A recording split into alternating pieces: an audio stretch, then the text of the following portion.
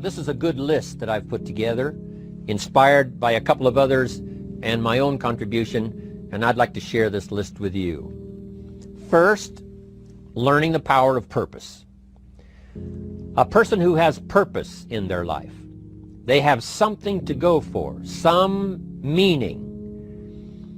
One writer described it, for some people it becomes a magnificent obsession. And for you and I, maybe it doesn't need to be that dramatic as a magnificent obsession. But it has to be something that does something to us, something that pulls us, especially into the future. You know, there are many influences on us. One is the influence of the past. Some people are always pulled back by the past. Some people are always pulled aside by the distractions. But here's what's powerful. If you have a list of high purpose in your life, it pulls you toward the future. And the more powerful the purpose is, the stronger it pulls. And here's the other great advantage if you have purpose for the future. It pulls you through all kinds of challenges and all kinds of difficulties. If you don't have these strong purposes for the future, it's easy to get swallowed by a bad day. It's easy to be almost annihilated by a poor month. And it's easy sometimes to almost disappear beneath the waves of a year that goes backwards if you don't have something to pull you beyond that year. So if you want something to pull you through all kinds of challenges, all kinds of difficulties and things that come at you, you got to have something on out there, beyond today, beyond next week, beyond next month, beyond this year, that pulls you into the future. And the clearer it is, the stronger it pulls. The more dynamic it is, the more it affects your life, your spirit, your heart, your soul. It also creates imagination. It gets your mind working on how to achieve that purpose. And if your mind will work, and if your heart works, and if your spirit works, and if you have good input, like good ideas, I'm telling you, there isn't anything you can't accomplish. So that's one of the great powers that'll make a variable of you, and that is purpose. Here's the next one, self-confidence. Where does self-confidence come from? And this is the best advice I can give you on that. Not neglecting, first of all, the small daily disciplines. Self-confidence really comes from feeling good about yourself. And one of the best ways to feel good about yourself is at the end of the day to know that you poured it on. You did your best. If you conducted a meeting, you did the best you could. If you made a phone call, it was the best phone call you could possibly make. If you wrote a letter, it wasn't a casual letter, it was your best letter. At the end of those kind of days, when you feel good about yourself, self-confidence starts to rise. You know that if you can have this kind of a good day, you can have another one the next day, and those days become the weeks become the months, and the month becomes a powerful year. Self-confidence comes from the lack of neglect. If you will not neglect to do the small daily disciplines, that's where self-confidence comes from. Part of good health is self-confidence. I know I'm going to be healthy. I take the Herbalife products. I eat the apple a day. I walk around the block. I do the jogging on the beach. At the end of the day, when you've really poured it on and you've done all the stuff, self-confidence grows. That self-confidence affects your health. It affects your future. It affects your psyche. So this is true. One of the great powers is self-confidence. Self-confidence means willingness to do whatever it takes to achieve. Some people say, well, I'll do it for a little while and see what happens. You know, I'll try a couple of things. If that doesn't work, I'm out of here. And all of us know that that kind of person doesn't have much of a future. But if you're willing to do whatever it takes, if I have to learn a couple of things, I will learn those things. If I got to learn 5 or 6 things, I'll learn all 6. If I have to take an extra class, I'll take an extra class. If I've got to read the books, I'll read the books. If I have to consult with people who know more than I know, I will do the necessary consulting. Whatever it takes, I will do. That starts to develop unbelievable self-confidence. Self-confidence also comes from the ability to rise above your circumstances, to rise above what happens, the petty little things, the discouraging things that would sink everyone else's ship except yours, that would cause someone else to quit early in the day, but you keep going. That kind of willingness to overcome all circumstances, whether it's the little challenges or the big challenges. If you're willing to do that, I promise you, this kind of power will work for you, and in you, the variable, it'll make a difference. The third on the list I had was enthusiasm. And here's what I wrote about enthusiasm. Enthusiasm that's powerful is mostly enthusiasm that is enthusiasm inside, 90%, 10% outside. We all know what the enthusiasm is like when somebody lets us see their enthusiasm, which is like the 90%, and only 10% of it is inside. But the enthusiasm that really affects people is not just being loud, but the enthusiasm that runs deep, the enthusiasm that comes from deep inside, created by self-confidence, created by purpose, created by genuine willingness to help other people. That kind of enthusiasm, knowing that you're going to get the job done, knowing you're going to affect people, knowing you're going to have testimonials flowing in from all kinds of directions. That kind of enthusiasm. A lot of it is quiet. A lot of it is unheard. And the 10% that's heard, it rings a bell. People call it genuine enthusiasm because they know that what you say in the outward display of your enthusiasm is only a small tip of the iceberg of the enthusiasm you feel inside that really motivates you to do the best job you can. Next on my list to help you become the powerful variable is expertise. Wanting to excel in all of the skills and settling for nothing less than an outstanding performance. If you're willing to be the best in your field, if you're willing to demand of yourself excellence in skills, to be the best that you can possibly be. In the training, do the best you possibly can. In doing a workshop, do the best you possibly can. Developing the skills of using your personality, developing the skills of language, developing the skills of influence, developing the skills of organizing. If you're willing to be an expert in all of the skills, Herbalife has the way for you to invest those skills and not only make a handsome living, not only make a lot of money, but if you would so desire and if it would be your purpose, a chance to make your fortune. Expertise, excellence in skills. Here was the next one on my list, making a powerful contribution to you, the variable, and that is preparation. Well prepared. And preparation, of course, involves a whole lot of things. A big share of our life is preparing, getting ready. When we go to the first grade in school, we're just preparing for the second grade. After we've finished 2 grades, the 2 grades prepare us for number 3. Sometimes it seems like a long, excruciating time.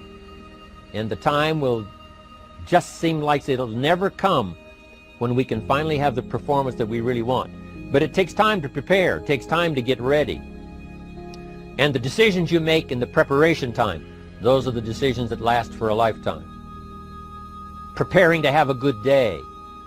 It's that preparing, maybe the night before, maybe the couple of days before the day that you're going to put everything together. The preparation for a meeting means that you've taken it serious. The preparation for doing a workshop means you're serious about the workshop. You want to make the best contribution. That kind of preparation is important. But here's preparation that's very vital, and that is to prepare yourself for success. Life seemingly does not wish to waste success on the unprepared. Life says, why waste a fortune on this person? They're not prepared to do the right things with it. They're not prepared to use it wisely.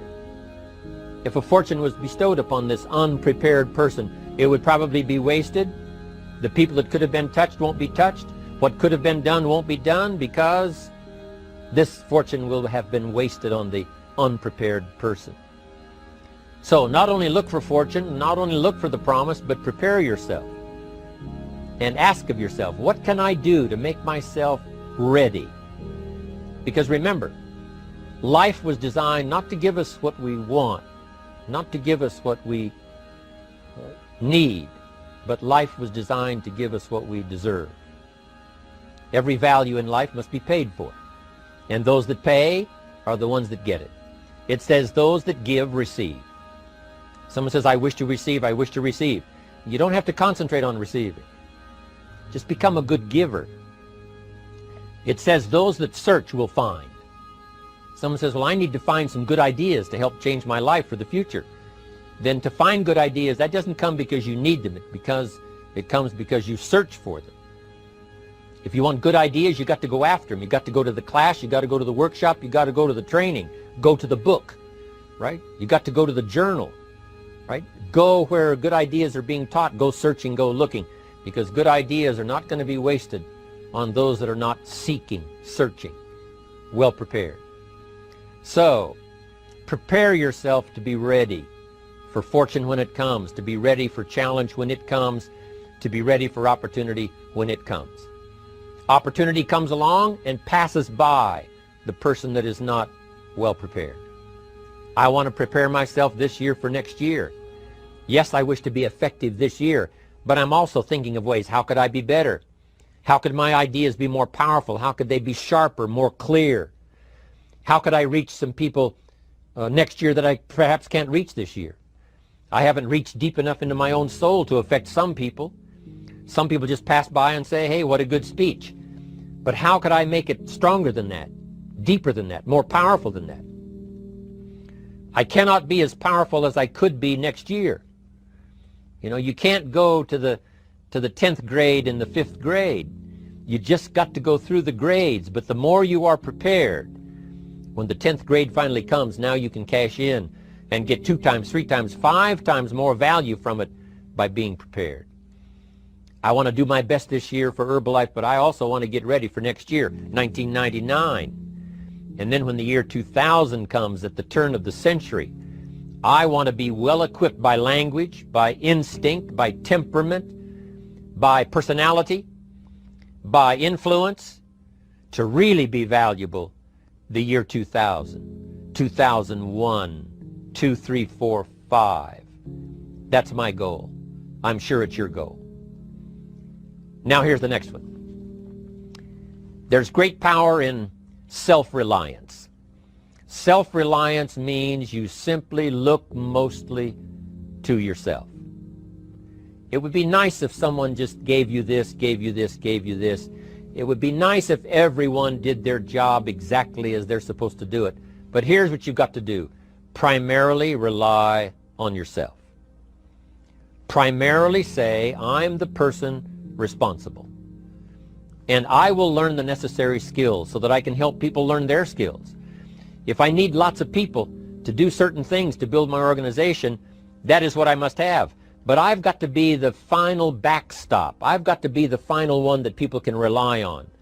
So that if this is missed and this is missed, I can catch up. I can fill the gap. I can do the job. We have to do it when we conduct meetings. We have to do it when we conduct training. We have to do it when we're in a class of just a few. What someone might have missed, we're there to fill in. Self-reliance. Primarily, we're learning to count on yourself. So that you can do this, never complain and never explain. Here's the next key power, and that's image. There's many parts to image. The image that others see you as, the image you have with other people. And it's very important how other people see you. If they don't see you as a leader, chances are they won't pay attention. If they don't see you as being in control, chances are they won't have the trust. If they don't see you as knowing where you're going, what you want to accomplish, they probably won't follow. But if people can see you, if you have the image of someone that's in charge, in control of your life, your future, your destiny, in control of the situation, if they see that, that kind of image is powerful. It helps to win the day. It attracts other people. People want to be around people that are in control, that are powerful, but they know how to use their power. Influential, but they know how to use their influence. That kind of image is important. But here's a very important image, and that is your image of your self. The way you dress, the way you talk, the way you think, your capacity for learning, all of that is an important image that you have of yourself. The image that you have that if it needs to be learned, you could learn it. If there's a book that needs to be mastered, you could master it. If there's a skill that needs to be learned, why couldn't you get busy now and learn that skill? That kind of self-image, that I am continually trying my best to be the best I can. Because one of the most important places you have to look is into the future, yes. You got to look into the past, yes. You've got to look around, yes. But one of the most important places you have to look is in the mirror. You know, how I appear to other people, that's important. But how I appear to myself is the ultimate importance. That kind of image, to where you'll develop the self-confidence, you'll develop the self-reliance. Now here's another one in my rather short list. The next word is character. Becoming a person of high values, a person of principles, a person of honesty, a person that earns respect. That kind of character. It took character when Mark started to put the marketing system together. How can we have a system that will build in the integrity, that people will know that if this happens, then this will happen. And if this goes wrong, here's the way to fix it. Unless you have the principles and the character and the integrity to put together a viable plan for a wide variety of people, then the system is not going to last very long. And I've been around long enough, and I'm sure you have been around long enough to see a lot of systems that got started, but they failed. And the reason is because they were not constructed with integrity. They were not constructed with character. They were not constructed with doing the right thing. They might have been constructed to take advantage. You know, cash it out as quickly as possible and leave. Mark was involved when others took advantage of him all those years ago before Herbalife. When someone took advantage and didn't have the character, didn't have the principles, and didn't have the character to stay, the character to see it through, the character to do the right thing. So this is important, to develop the character within yourself, that people see you as honest, as fair, willing to do the right thing, willing to be helpful, but always willing to walk the center line, not to pass the line. When we come to an opportunity like Herbalife, especially multi-level network marketing, it is so dynamic, it is so powerful, and it is so possible in fortune making that sometimes people want to speed up the process by cutting the corners, by neglecting to do the right things, you know, to cheat a little here, you know, cross the line just a little bit, because then, you know, it'll grow faster and you can cash in quicker. Not necessary here. Doing Herbalife right will build your fortune longer and stronger than trying to cut the corners and not doing it right. If we'll have the integrity that Mark had when he started it, and keep perpetuating that we will do the right thing by the marketing system, the right thing by a distributor who has a customer and they take care of that customer belongs to that distributor. That kind of integrity in the marketing system, the kind of integrity we have among each other, the kind of character we have to rely on each other, because here's what we cannot do. We cannot do this by ourselves. Mark's got to count on me. I've got to count on Mark. We've got to count on the president's team. The president's team has to count on the chairman's club for advice and counsel. We have to count on the millionaire team, the tabulator team, the world team. We've got to count on the distributor.